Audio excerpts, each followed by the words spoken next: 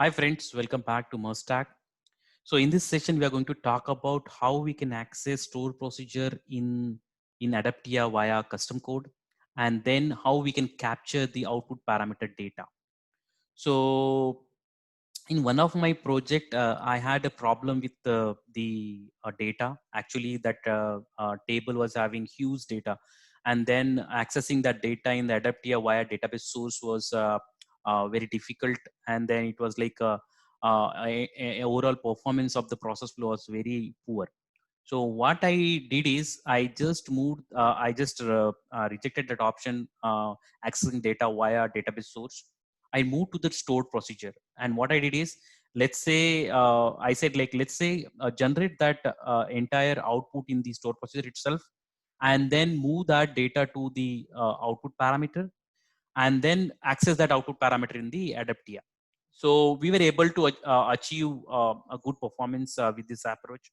So what one more improvement what I did is, instead of XML output, I have converted into a JSON output. So again, we were able to reduce the size of the data.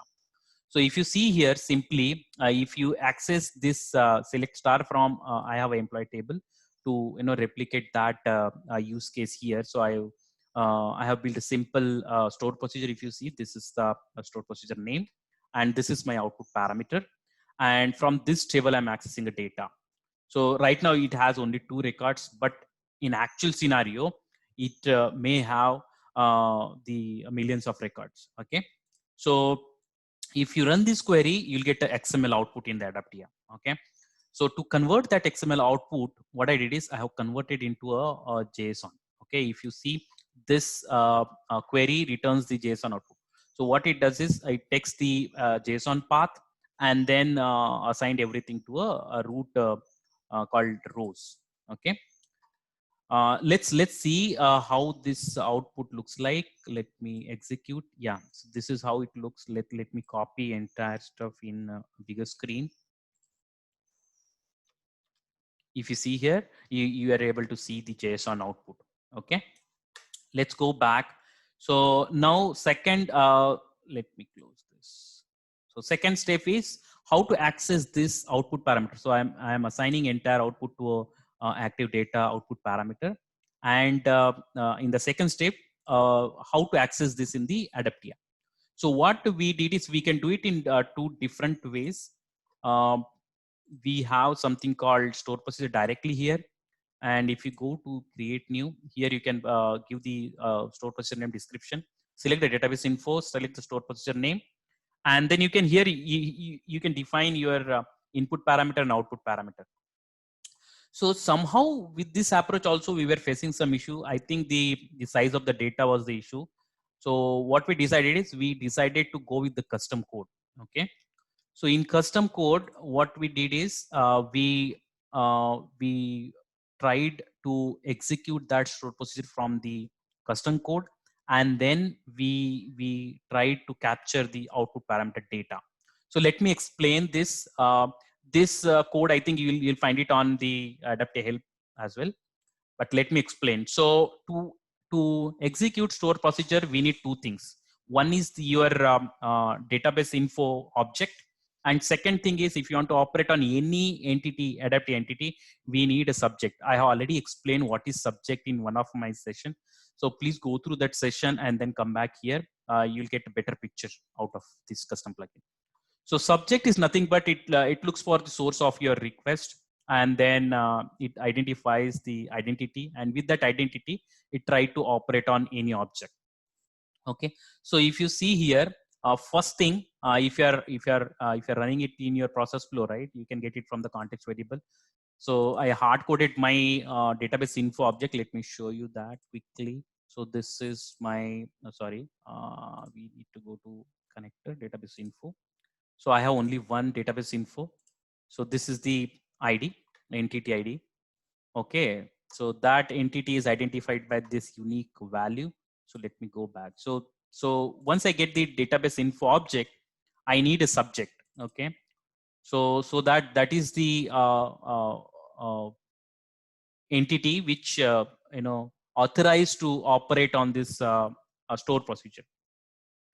So with these two things, I'll go and get the connection. Okay. Once I get the connection, I can perform setting the input parameter, setting output parameter, and get the result. So that's what I'm doing here. So I'm preparing the call statement, callable statement. And in callable statement, I'm registering my output parameter. If you see here, if you go with the normal approach, types varchar has a limitation. It only gives you 4,000 character. If you have more than 4,000 characters, then we need to go with the long varchar. Okay, and this long varchar works with this JDBC. Okay, I'll show you here. So we have two approaches to connect a database. Okay, one is JTDS, and one is the Microsoft JDBC drivers. So if you use this approach, then only this long varchar will work. So keep in mind that you are connecting to database properly. So once you registered the output parameter, then we are executing the store procedure. And from the after execution, I'm getting the output in the context variable called active data JSON. Okay. So simple thing. We'll put this code in the store procedure. Sorry, in custom plugin. I have already created the custom plugin. Let me quickly show that. So this is the custom plugin I have. I have added that code here. If you see, this is the code. If you see here, this is a context variable. Okay. Now let's go and try to make use of this custom plugin in the process flow. So let me quickly go and show the demo.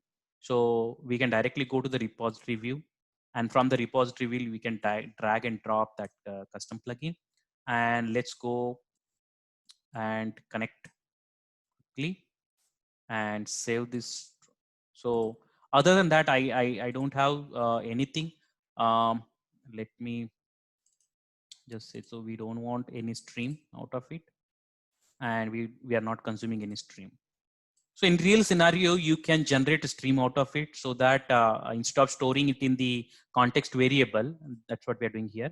So instead of storing in the context variable, we can generate the stream out of it also from the custom plugin code. Okay. So once we save this process flow, let's run this. So what we're expecting is this output. Okay, whatever we are doing it here, this output we are expecting in the context variable. So let's go and run the process flow and see whether we are able to execute this process flow successfully or not. Okay, let's go to the logs. It's executed. Let's see the context information. Yeah, we can see active data JSON. Let's copy this and let's go to the, we can see it here exactly similar to the whatever we have achieved. Yeah, so that's it from this session. Hope you feel this use case is useful. Maybe in some way it will be useful in your projects. Yeah, so please hit the like button, share with the friends, hit the bell icon so that you'll get future notifications. Yeah, thanks for watching. Thank you.